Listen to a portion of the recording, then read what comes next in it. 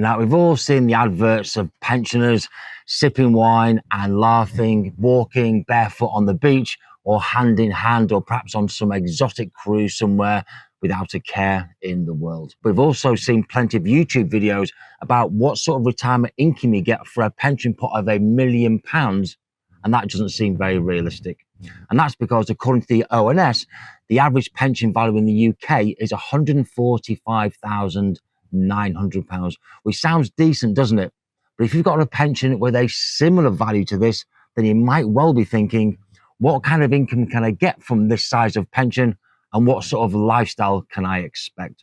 Will it be enough, or am I just going to be scraping by? So in this week's video, we're going to look at what retirement is going to look like for millions of people with the average size pension pot, what lifestyle that could buy, and importantly, when is that pension money likely to run out? And I'm also going to give you 10 real world tips to consider making your pension pot go further whilst keeping all the risks in check.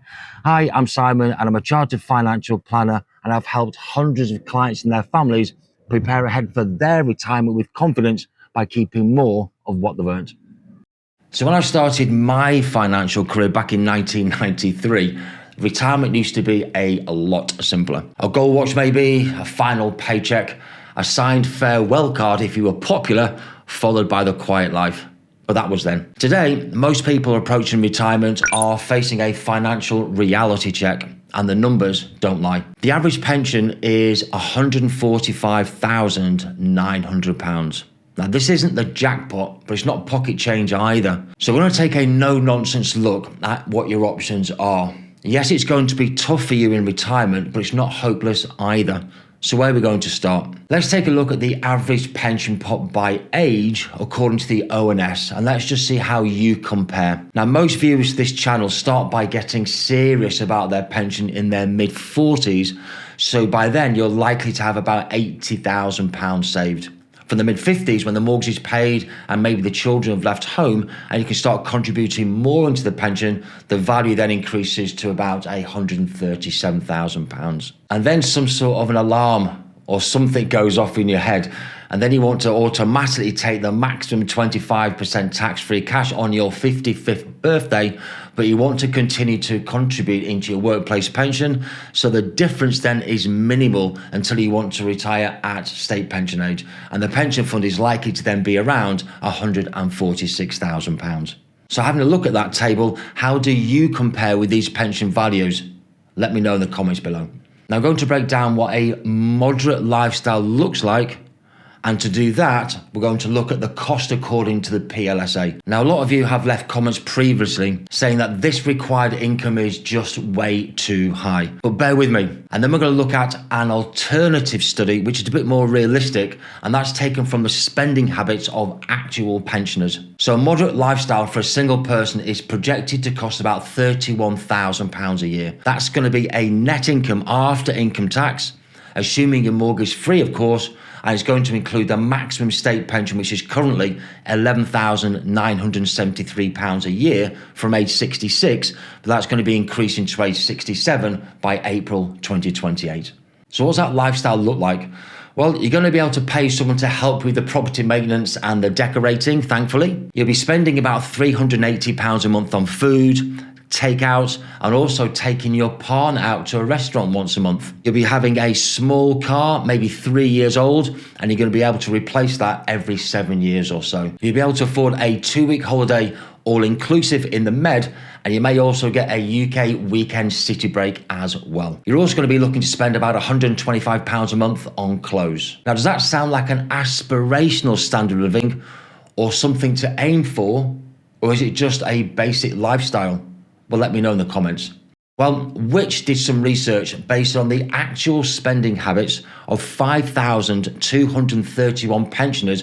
That was back in March 2023. And they got a very different picture about what the cost of retirement actually looks like. So according to these pensioners, a comfortable lifestyle that I've mentioned earlier was costing more like £20,000 a year, or £28,000 for a couple. Now, this research is now 2 years old, and it's likely that the cost of this lifestyle has increased due to inflation, but I'm going to use this as our baseline figure. It's also worth having a quick look at the ONS life expectancy calculator, which is for a 67-year-old man in good health.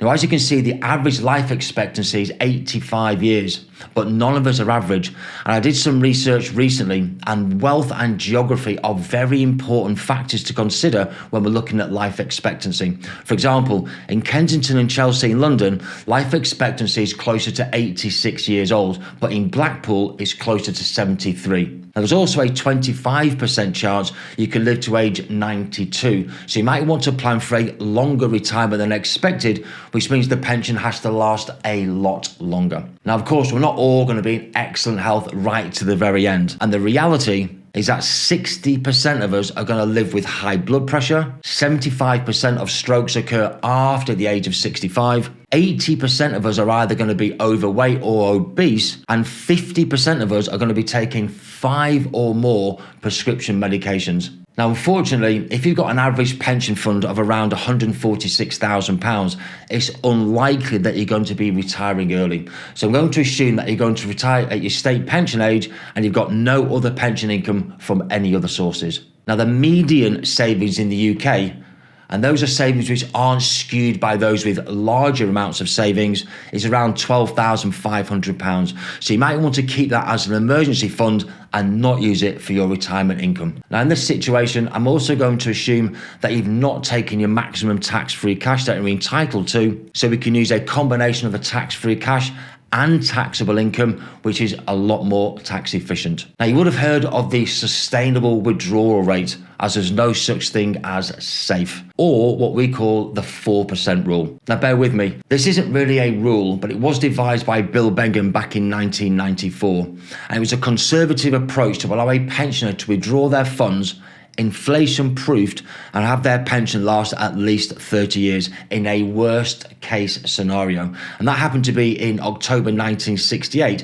which suffered from rampant inflation. There's been a lot of research about withdrawal rates, and this one is actually from Morningstar, suggesting that the withdrawal rate today could actually be closer to 3.7%. Now, the chart I've put on screen shows the withdrawal rate that you could look at for a 30-year retirement with a 90% probability of success. Now, in our example, we're looking at a 25-year retirement age from age 67 to age 92. So the suggested withdrawal rate is actually around 4%, with 70% invested in stocks and shares, and I've highlighted this on screen. If you go back to Bill Bengen, he's actually amended his rule to account for more recent performance data from 1973 to 2022. And he's done that by using a more diversified portfolio of large, medium, as well as small companies. He's also got more exposure to stocks, and he's increased that allocation from 50% to 75%.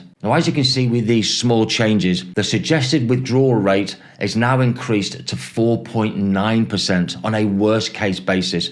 But for most other investors, the average sustainable withdrawal rate was actually closer to 7%. Now, I'm not suggesting that you all go out and start taking income withdrawals of 7%. We're all going to be a bit more cautious in this scenario. So we're going to use a withdrawal rate of 5%, which will increase by inflation each year, as will the state pension under the triple lock. And this gives us the following income breakdown. We've got a full state pension of £11,973 a year, and we've got pension income of £7,295. And that gives us a total of £19,268 a year. Now, this is very, very close to the £20,000 a year that we need for a comfortable retirement, according to the 5,000 plus which pensioners based on their actual spending habits. You can choose to take a higher withdrawal rate, of course, but that's going to lower your chance of success, and the money could run out a lot quicker, leaving you just to rely on the state pension. Now, assuming thousands of different scenarios,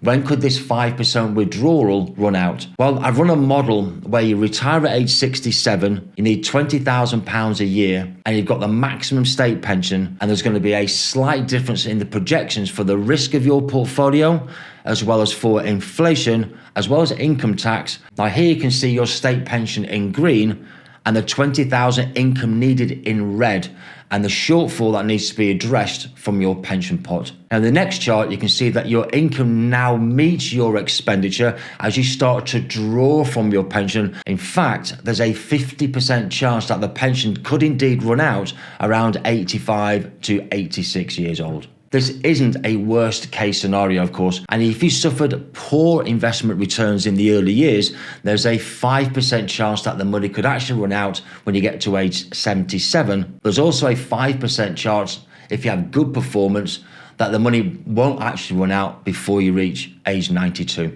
And please don't forget, instead of accepting this investment risk and this uncertainty, you can use the £145,900 to buy an annuity.